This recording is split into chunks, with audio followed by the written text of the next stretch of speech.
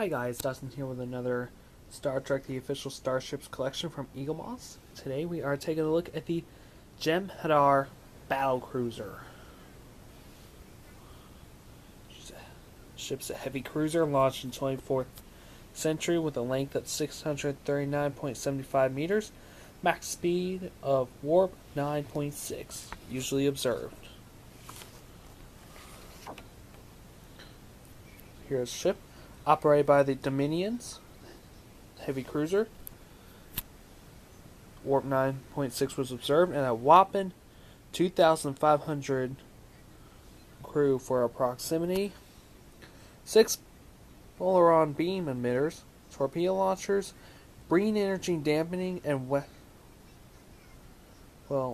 green energy dampening weapons.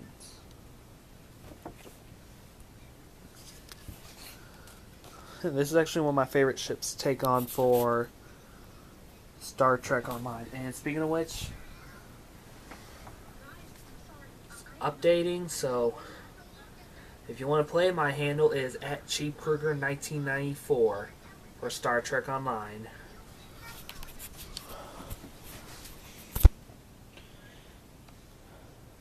This ship has a distinctive two-pronged forked nose. The crescent-shaped energy storage hung down below the main body gave them a silhouette simulating a Klingon bird of prey.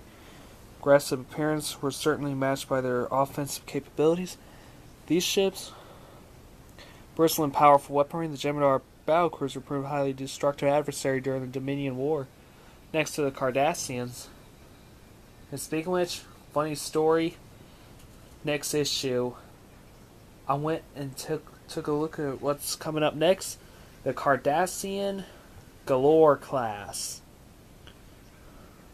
Another.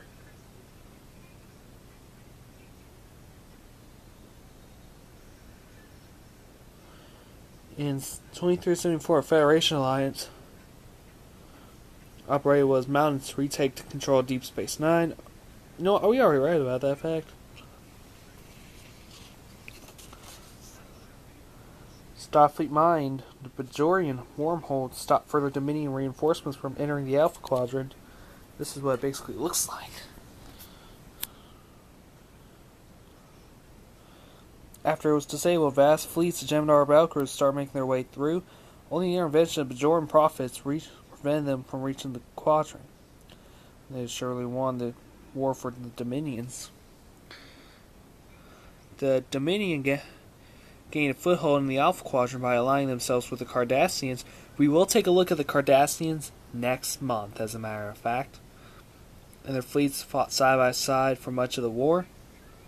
Gold Dukat, pictured here with a virtual display device, commanded a Battlecruiser alongside Wayon during the first few months of the Dominion War. The main Polaron weapon was located underneath the nose. It's able to penetrate Starfleet shields. Well, shields of different Starfleet ships. It means if that goes and disables your shields, just penetrate, you're doomed. Jem'Hadar and Vorta have been genetically engineered by the founders to serve them, but very different capacities. The Vorta were the Dominion field commanders, negotiators, scientists. Jem'Hadar were the foot soldiers. Senior Vorta would command a Jem'Hadar ship or troop until orchestrate battle tactics. Here's much of the details. Now, here's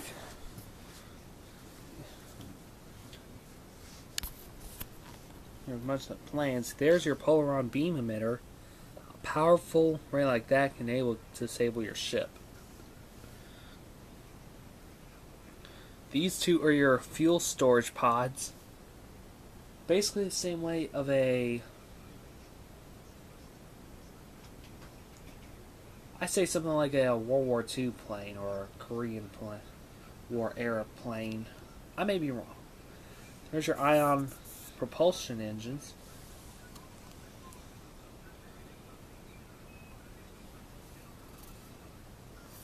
Here's where your troop holds will be in. And once we take a look right behind,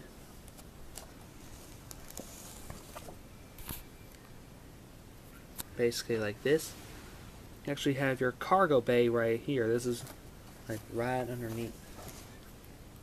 Jem'Hadar were engineers, soldier, and cruise ships, nothing more. Their culture shunned all forms of recreation and comfort as they believed it made them weak. So, creating the Dominions, there's a huge thing about these guys.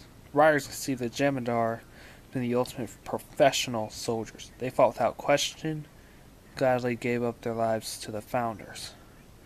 These guys detach from the founders. Unlike the Klingons, like Worf right here, Jem'Hadar had no concept of glory or honor in battle. All that matters for them is to win. Klingons, on the other hand, fight for glory or honor. And both. Put in fancy terms. Vorta and Jem'Hadar were genetically engineered to serve and revere the founders. Producer Robert Hewitt Wolf recalled how writing staff created a worthy foe of the Federation in the form of the Dominions. So you have 3 key races. 3 major races. They are actually close to the top pyramid. If we're actually talking about having a race called the Founders, we wouldn't know who they were, how long, what kind of creatures they were for a long time. And this is a big mystery. So we actually have the carrot and stick. Vorta is the carrot, where the merchants would sell the Mongol hordes and the machine guns tanks. Now, if the Mongols didn't do what they were supposed to, we need the stick, and that was the Jem'Hadar. Basically, it's like this. Yeah, I don't really like to go political on this, but so I want to stay away from politicals. Like, okay, I'm gonna think of something. World War II, for example. Carrot stick thing. We supply the Axis powers back then. Oil, weaponry, anything. We give the fascists, the Nazis, and the imperialists weapons of what they need. When it comes to oil, this is for Imperial Japan. Their use of oil became so great that they decided to expand out their empire nearly to Hawaii.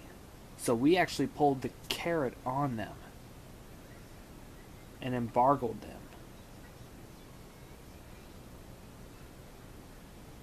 And what happened? Japan flies over Pearl Harbor, Hawaii, bombs them, we go into war, we annihilate them. Anyway, I'm gonna stop. So the Jem'Hadar were basically the killing machines while under control by their addiction to Ketreco White. Now that I've never heard of before. Because I've actually seen Ketreco White before. And that's basically on Star Trek Online. Now, the writers decided the Dominion would be made up of 3 races. The Vorta would be the merchants, who would sell benefits joining. The Jem'Hadar would enforce the Founders' will. So the Jem'Hadar were feeling almost uncontrollable urge and fight, so they would enjoy honing each other's skill by fighting against each other. From early on in the series, writers knew that they would want to build up a devastating war between the Federation and the Dominion. Basically, we're talking about Deep Space Nine. Deep Space Nine was a huge storyline between the Dominions and the Federation. Designing this ship is threatening the Jem'Hadar cruiser. Main storyline for Deep Space Nine, built towards an all-out war between the Federation and Dominions, became clear that the Jem'Hadars has to operate larger, more threatening ships emphasize the grave threat they pose. These are the early concepts. This is basically as close to model we have. This version has much of an aircraft with wings swept back, like your modern fighters. But the problem is, this one is a four-wing design, and it did make the final look of the ship. But have we seen it? No idea. Most of these ships are actually made for CGI. Basically, we are entering into the modern technology in the late 90s.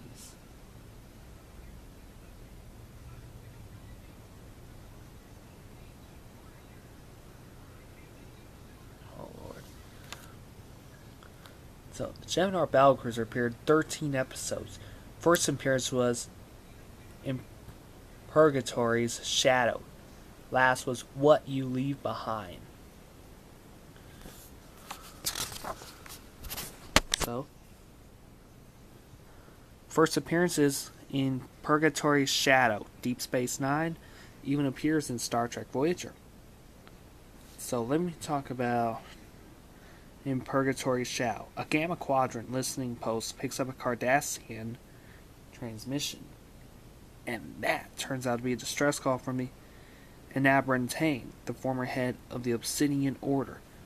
Garak and Worf are sent into that Gamma Quadrant on a rescue mission, stumble across a huge Dominion fleet inside Interstellar Nebula as prepared to invade the Alpha Quadrant.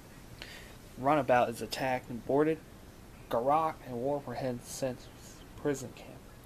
They discover not only Tain but also General Martok and Dr. Bashir. Call to Arms. Another one.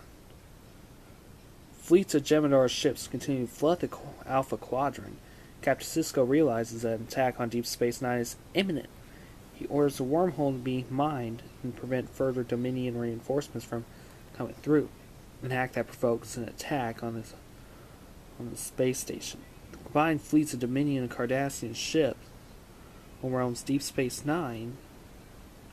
Its defenses as Starfleet's forces to be abandoned this space station. Not before the minefield is complete. The Dominion War was the starting point. This is the first ever episode that starts the Dominion War. So, there's a huge confusion over the correct name of the two larger Jem'Hadar cruise ships. Both been called battleships on screen. The ship that is the subject of this magazine is the first one that appeared in Purgatory's Shadow.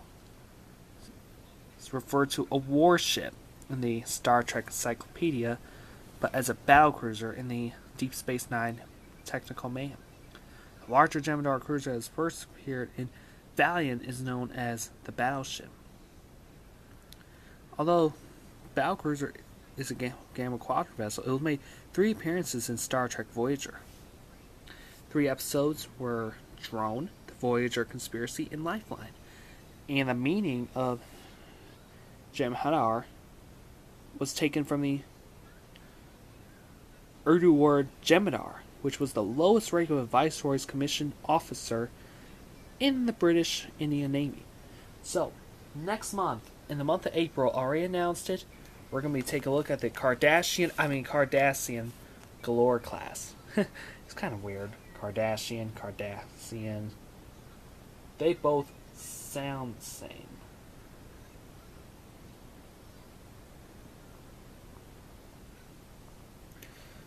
So, inside that next magazine, we're going to take an in-depth profile of the Cardassian Galore class, how powerful the attack cruiser of the Cardassian fleet, how it was inspired by an Egyptian symbol. Yes, indeed.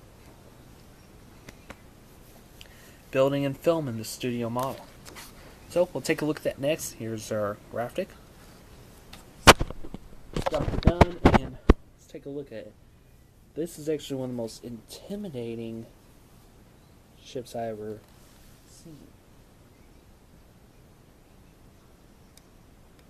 And instead of basically the traditional display cases we get. We normally, for this one, we actually get this one. And that way, you put it in like this and take it out easily. Fuel pods and the ion engines. Actually, this is where your storage pod is. And this is actually your nose, and this is where your polaron beam emitter would be. So that way, you actually charge up a beam and boom, the bridge will be right up here. This is where your crew will be housed in.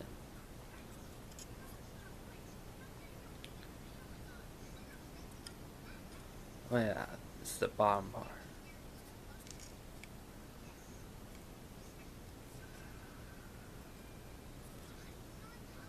So I like this ship. It looks pretty cool. Unique design.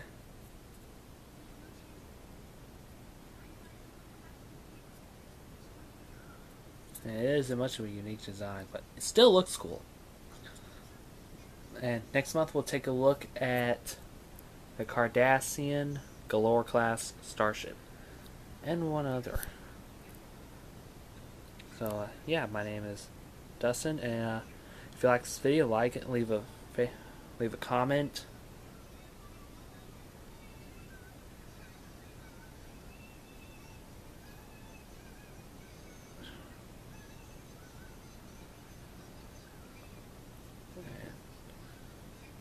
So, what was I about to say? I got zoned off.